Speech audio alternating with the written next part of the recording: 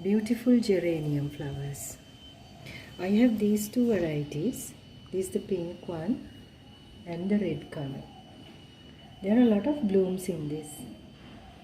So these geranium flowers, you love the sunlight so much.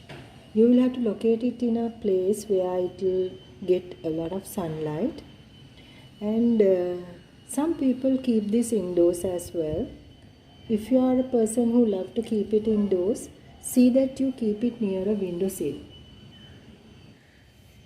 And when the plant gets enough sunlight, they will give you beautiful blooms.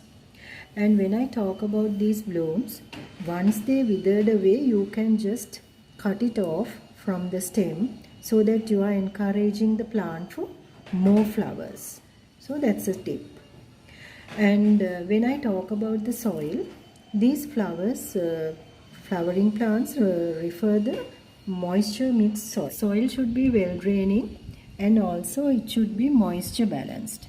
So always give garden soil with sand and cocoa peat or whatever the compost you have.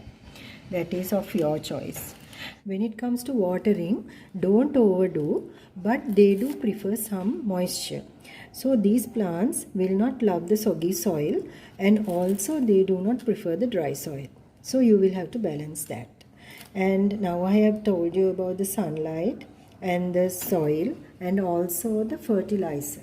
Now when it comes to fertilizer, always give organic ones, because I of course recommend that. I use tea and coffee fertilizer, liquid fertilizer, or you can give tea leaves, dry them out in the sun and you can use them on the soil mixture as a fertilizer.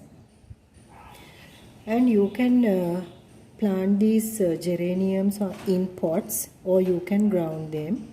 So these are beautiful flowers that one must have in the garden. So I hope you find this video very useful. And if you are new, consider subscribing to Thamara's Garden. Thanks for watching.